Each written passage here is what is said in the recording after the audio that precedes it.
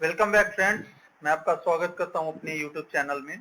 तो जैसे कि मैंने लास्ट वीडियो में आपको डिटेल में समझाया था कि हम म्यूचुअल फंड इन्वेस्टमेंट स्टार्ट करने के लिए अकाउंट कैसे ओपन करेंगे या किसी म्यूचुअल फंड के साथ खुद को कैसे रजिस्टर करेंगे। तो मैं उम्मीद करता हूं कि जो लोग इन्वेस्टमेंट स्टार्ट करना चाह रहे हो या तो रजिस्ट्रेशन पार्ट कंप्लीट कर लिए होंगे या नहीं भी किए होंगे, तो आप आगे जब भी करोगे तो ये स्टेप्स जो मैंने बताया आपके लिए यूजफुल रहेगा।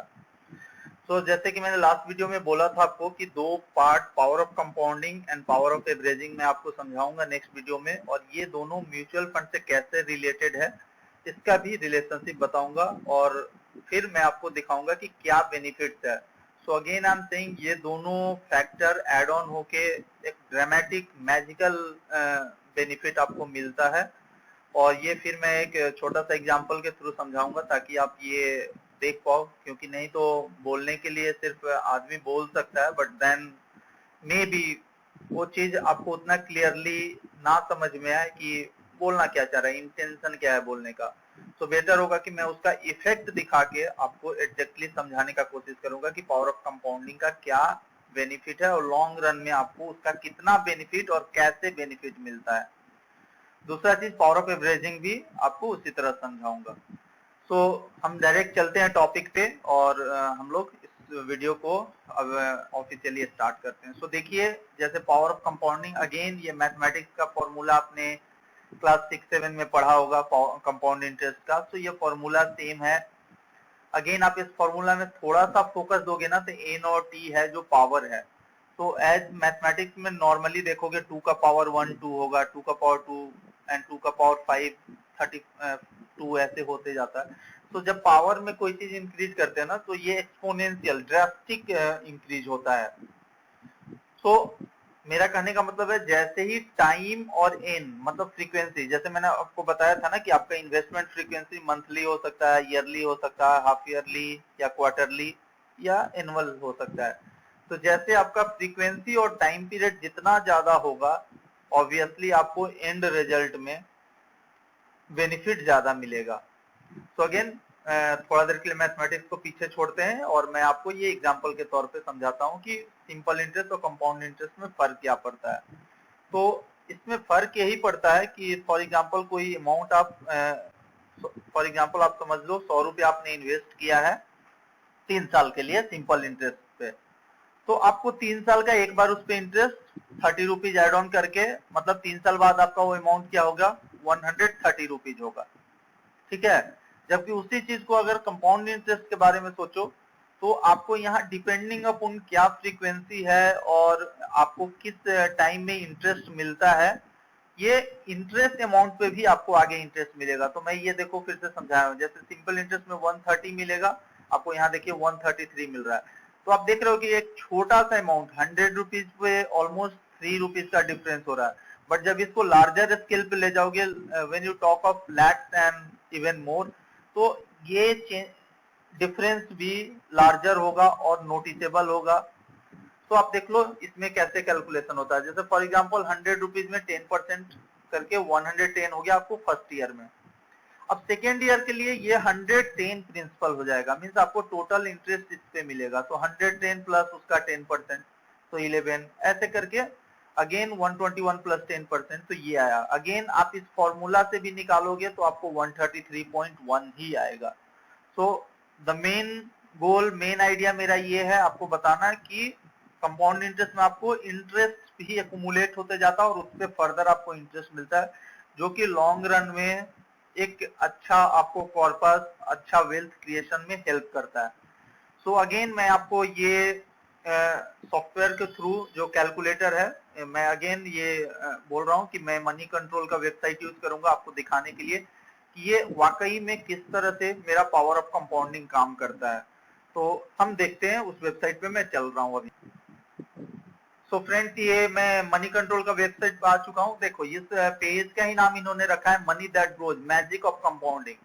तो ऑब्वियसली आप भी सर्च करके अपने लेवल पे जितना तरह का कैलकुलेशन या जो आपके दिमाग में आ रहा होगा आप कर पाओगे, बट मैं कुछ सैंपल कैलकुलेशन आपको करके दिखा रहा हूँ।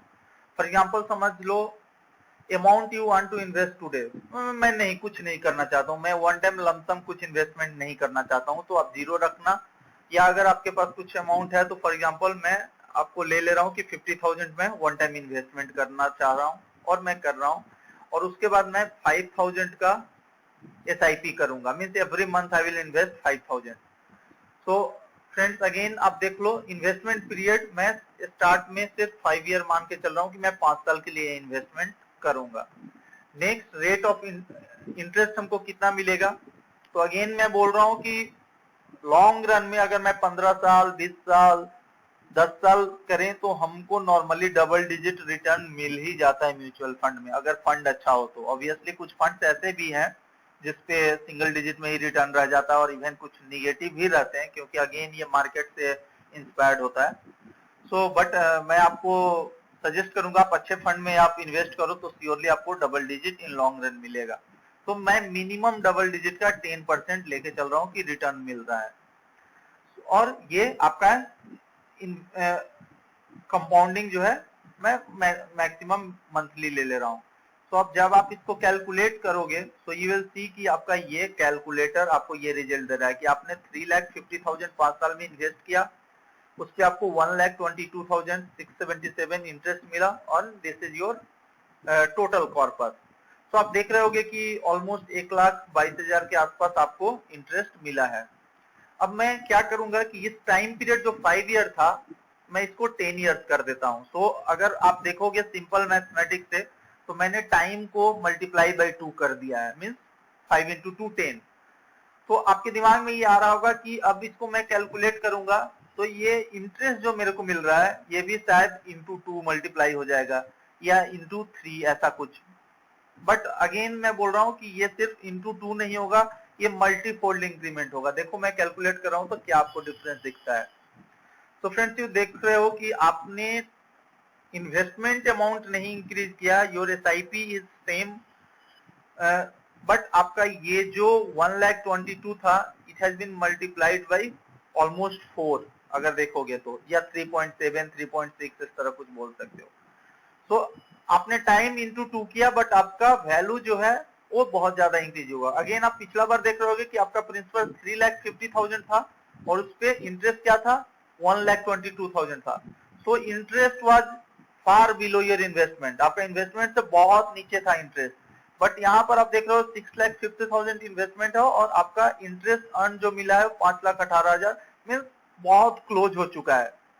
तो मैं आपको आगे और कैलकुलेशन दिखाऊंगा जिसमें आपको दिखेगा कि इंटरेस्ट जो आपको है आपका इन्वेस्टमेंट से कहीं बहुत ज्यादा ग्रो कर रहा है और इंटरेस्ट आपका अमाउंट ज्यादा हो गया है। सो फिर से आप देख लो, मैं सिर्फ अमाउंट आपका नहीं इंक्रीज कर रहा हूं, मैं आपको सिर्फ इसको 15 ईयर कर दे रहा हूं। 15 ईयर करके आप जैसे ही कैलकुलेट करोगे तो आप देखो 5 लाख से ये सीधे 13 लाख हो गया अगेन।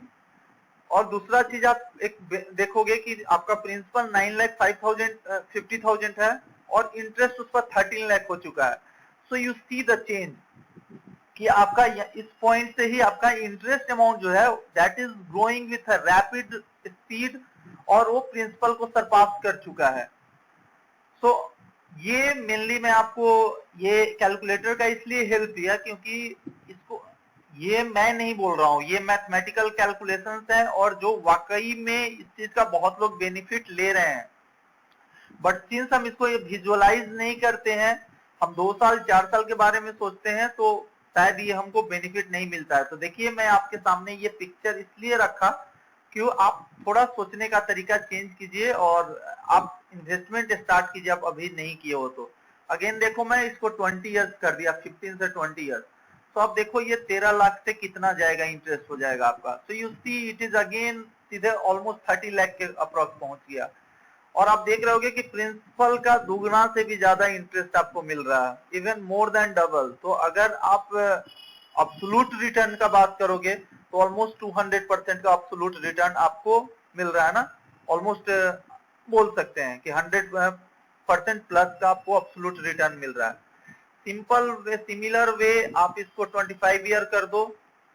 अगेन मैं बोल रहा हूं कि आप अपने नीड के अनुसार जितना कैलकुलेशन और एक्सपेरिमेंट करना चाह रहे हो आप करते जाओगे। So now see your investment is 15 lakh और आपको इंटरेस्ट कितना है 57 लाख, ओवरऑल 73 लाख के आसपास आपका कॉर्पस बन चुका है। सिमिलर वे नॉर्मली अगर कोई 30 इयर्स या उसके बाद इन्वेस्टमेंट शुरू भी करता है और वो रिटायरमेंट तक सोचता है कुछ कॉर्पस बनाने का, तो आप देख लो मैंने 30 इयर्स जैसे ही किया, सिर्फ 5000 आपको पर मंथ इन्वेस्ट करना है और उसको कंटिन्यूअस करते रहना है। तो at the end of 30 year आप देख रहे हो कि आप करोड़पति बन चुके हो।